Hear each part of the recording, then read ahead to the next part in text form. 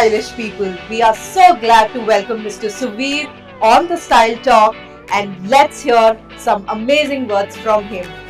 Thank you for having me. So Suvir, how has your journey in culinary world been? It's been a wonderful journey, a ride that has taken me across the world to homes and restaurants, to cities big and small. I've eaten foods of every religion, all continents, and what I've found is that the world eats quite similarly. That our humanity that we share doesn't take us too far. Our comforts, our excitement around flavors and textures is pretty much the same. What we think of as home cooking, what we think of as our nation's cooking might be different, but what we crave and eat and share, we think quite similarly. Is that your love affair with food, or is there any other love you have for food? My love affair with food began because I would watch my mother making cakes, donuts, French toast, trifle pudding. Family chef, Pandit Brahmin chef, would make kheer and halwas and firni and ghar ka khana. All of that, seeing the ritual, the tradition, the love that went into the act of cooking, that made me want to. That when you cook with love, you heal people. When you cook as a duty, as a chore, as a job, that's when you make meals that aren't all that good. So India or New York? New York in India or India in New York? So cheesecake or gulab jamun? Cheesecake. Dosa or pancakes? Dosa. Rabdi or tiramisu? Rabri. So we know where your heart is. I'm more Indian in my answer. What has been your biggest challenge in your career? To bust the myth that Michelin star restaurant dining, fine dining is better dining. The reality, the heart and soul of food lies in the act of preparing something for a loved one or self, with the mindfulness, with the affection, love, grace that you show another or to yourself, and then pick carefully what are you putting in your mouth, what are you cooking, is it seasonal, is it regional, is it healthy for you, will it be good for the planet? When you have this conversation in your head and you cook with love and you share with love, that food is beyond the stars. And my challenge is to tell people, don't go to restaurants, eat at home with loved ones, family and friends, cook what grows together, cook mindfully, one dish, don't have to make 10. But the act of cooking, being vigilant about what you put in your pot, that will make better food. Come to restaurants to celebrate, cook better food at home every day. That's an amazing advice. What are the food trends of 2024 that you're really looking forward to? I follow no trends. I'm not trendy enough. I'm wearing an Indian dupatta with an Indian style kurta. How trendy can I be? So trends are for the fickle to follow.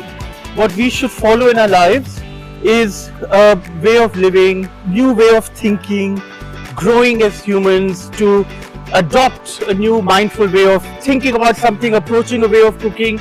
Go read a book, find something about a culture that you're curious about, see why they cook a certain way. In doing that, we're not following trends, we're learning skills. We're becoming richer versions of ourselves. Diets and trends come to take us to banks to pull out money and buy different commodities that are behind selling these trends. When you make lifestyle choices, when you grow as a human being, you're not paying another to buy a product, but you're investing in your own brain and you're changing the life of everybody around you. I follow that. That's excellent, impressive. If you were not a chef, what would you have been? A doctor, a veterinarian, Pandit Jasraj. Love for Hindustani classical music will never go away. And if I wasn't doing the wish, I had the ability to be Pandit Jasraj. Excellent. Next 10 years, where will we see you? You will see me make a lot of noise, going against trends and whatever is fashionable. Sharing India, India's plurality, India's love for all of India. I think when I was a kid, we learnt, बिखरे बिखरे तारे हैं हम, लेकिन झिलमिल एक हैं, हम सब भारतीय हैं. That India, Mother India, that is welcoming to all, that gives nourishment, nurturing, love and affection to all of India, is Mother India that will teach the planet how to be better. So I believe in Mother India. Ma Bharati is a beautiful example of plurality in one. How do you make your food stylish? Less is more. I tell people, use beautiful colors, buy the most a smorgasbord of vegetables and grains and legumes and beans and lentils, some meat, a little dairy. Put it together in unexpected contrast of colors, textures, forms of food. In a plate, put 4 or 5 things together that taste well together, that complement each other in color, that provide a variety of textures, temperature contrast. When you do that, it's delicious to look at and yummy to eat. Where did you learn cooking? From my mother and our Brahmin chef Panditji at our home. They both cooked with love and devotion with very little. The India of 1980s and 90s was a poor India. Middle class of India had very little. But what we had was imagination. We didn't have, we couldn't go out and buy stuff. My mother was cooking all the things she missed from all over the world in her own kitchen, and she did everything. She taught me how to cook smart. Cooking has become more of a profession, and there are a lot of professional courses in it. Do you think that it is only not cooking, but there are a plethora of other job opportunities that a person can, pursue if they are taking any formal education in F&B? I love that we have cooking institutes where you can go and learn cooking. Even hobby cooks can do that. You can go take a 1-week course, a month course, 3-month course. But taking a course in cooking, taking a 4-year degree in cooking doesn't mean you'll be a good chef. You'll cook good food and that you'll be saving the planet from dying a death by unsustainable practices. That requires a thinking brain, a ticking heart, and a welcoming spirit, and a smart human being. So that you can be. If you are, you can learn books. You can start cooking at home. Tell him, chef, I'll cook for you for free. Teach me for 3 months. If I'm a good employee, hire me. People do that. Some of the greatest chefs have never gone to cooking school.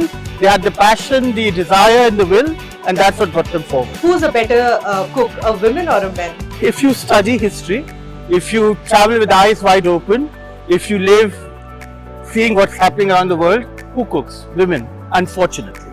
I wish society was more equal, but we are grateful to women who've taught the world how to cook, who give nourishment to their kids. I see it changing. There are more men staying at home and cooking for their kids. Bravo.